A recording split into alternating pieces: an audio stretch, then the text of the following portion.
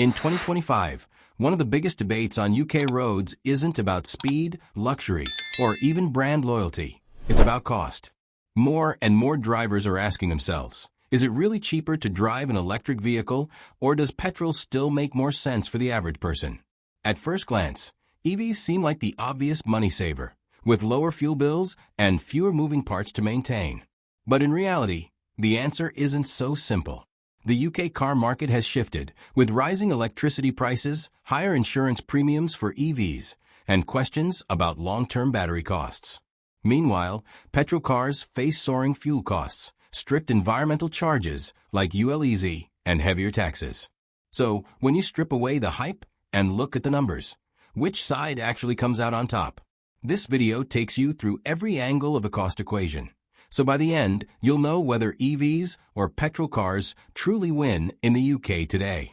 When it comes to the upfront cost, EVs and petrol cars in the UK sit in very different worlds. Electric vehicles are still generally more expensive to buy new, with popular models like the Tesla Model 3 or Kia EV6 starting well above the £30,000 mark. Even budget-friendly EVs, such as the MG4 or Renault Zoe, often cost several £1,000s more than their petrol counterparts. On the other hand, the used petrol market is flooded with affordable options, meaning you can pick up a reliable petrol hatchback for under £5,000 without much trouble. EVs, however, are still fairly new to the second-hand market, and while prices are slowly dropping, they haven't yet reached the bargain territory that petrol cars dominate. Government grants for EV purchases have mostly been phased out in the UK, making the gap feel even wider. So, while EVs may promise savings in the long run, for most drivers, the sheer entry cost of going electric is still a serious hurdle.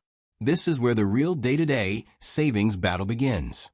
In the UK, petrol prices in 2025 are still hovering around £1.45 to £1.55 per litre, which means filling up a typical family hatchback costs £70 to £90, depending on the tank size.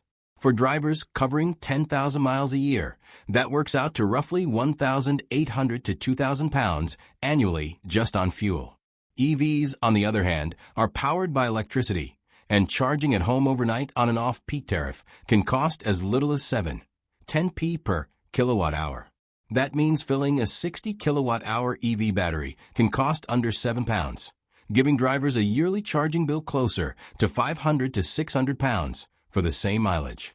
However, not all charging is cheap. If you rely on public fast chargers, prices jump to 60–75p per kilowatt-hour, making a full charge cost £35 to £45. This pushes annual running costs closer to £1,200. So the truth is clear. If you can charge at home, EVs are far cheaper to run. But if you're stuck with public chargers, the gap between electric and petrol narrows quickly. One of the biggest financial advantages of EVs lies in their simplicity. An electric motor has far fewer moving parts than a petrol engine, meaning there's no need for oil changes, spark plugs, exhaust repairs, or timing belt replacements. For the average UK EV driver, annual servicing costs can be as low as £150 to £200, covering basics like brake fluid checks, tire rotations, and cabin filters. In comparison, petrol cars often demand £400 to £600 per year in maintenance, especially once they pass the 5-year mark and bigger issues like clutch, wear, catalytic converter failures, or gearbox servicing come into play. EVs also benefit from regenerative braking, which reduces brake pad wear significantly, stretching their lifespan far beyond what petrol owners are used to. That said, EVs have their own unique risks.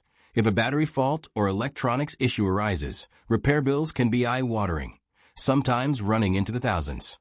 Still, for routine ownership, EV drivers in the UK typically spend far less keeping their cars on the road than petrol owners do. Insurance is one of the hidden costs that often surprises new EV owners in the UK. While petrol cars generally have well-established risk profiles, insurers are still adjusting to electric vehicles, which means premiums are often higher. On average, EV insurance can cost £1,200 to £1,500 per year, compared to around £800 to £1,000 for a typical petrol car. There are several reasons for this. EVs are usually more expensive to buy and repair, parts are less readily available, and specialist mechanics are needed for battery-related issues. Even something as simple as a minor collision can be costlier if it affects the battery pack. However, the market is slowly changing. As more EVs hit UK roads and repair networks expand, premiums are expected to fall. Younger drivers may also find EVs cheaper to insure if they opt for smaller, lower-powered models, since insurers view them as safer than high-performance petrol cars. Still, for now, most drivers switching to electric should budget for higher annual insurance bills compared to petrol vehicles. Tax policy in the UK is one area where EVs have historically had a strong edge, though the gap is beginning to narrow. For years, electric cars were exempt from road tax, vehicle excise duty, saving drivers £180 to £250 per year compared to petrol cars. Company car drivers also enjoyed generous benefit-in-kind BIC rates, making EVs a no-brainer for fleet users. However, starting in 2025, the UK government has announced that EVs will no longer be fully exempt. Owners will start paying road tax, though still at a reduced rate compared to petrol. Petrol vehicles, meanwhile, continue to face not just higher road tax, but also additional charges in low-emission zones like London's ULEZ, which costs £12.50 per day for non-compliant cars. Over a year, that can add up to thousands for city drivers. While purchase grants for EVs have largely ended, the tax structure still leans in their favor, especially for urban commuters and company car drivers. In short, the UK tax system is slowly equalizing, but for now, EVs still carry a lighter burden than their petrol rivals. Depreciation is often the biggest hidden cost of car ownership, and in the UK, EVs and petrol cars behave very differently. Petrol cars follow a fairly predictable curve. They lose about 50 to 60% of their value within the first 5 years, but after that, their prices stabilize.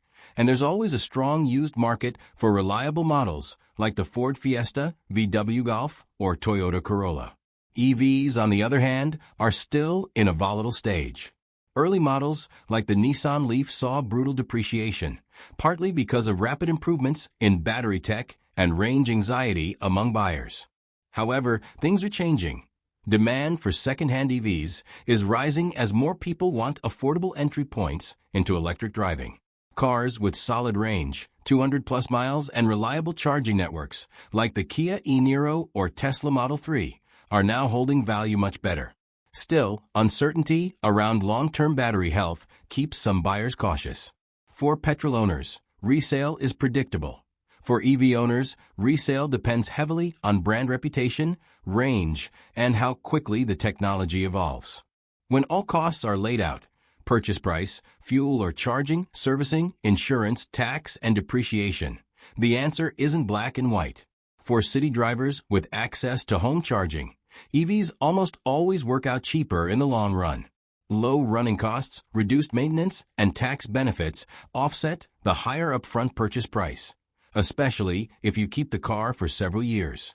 For drivers who rely heavily on public fast chargers, however, the cost advantage shrinks. In some cases, petrol may even be the more economical choice, particularly for older second-hand vehicles. Insurance also tips the scales for younger drivers, as premiums remain higher for EVs. Depreciation is the wild card. Petrol cars offer stability, while EVs could either hold value better as demand grows or lose value quickly if technology leaps ahead. Ultimately, the real cost depends on lifestyle. Frequent long-distance motorway drivers may still prefer petrol, but for everyday commuting and family use, especially in UK cities, EVs are increasingly the smarter financial bet.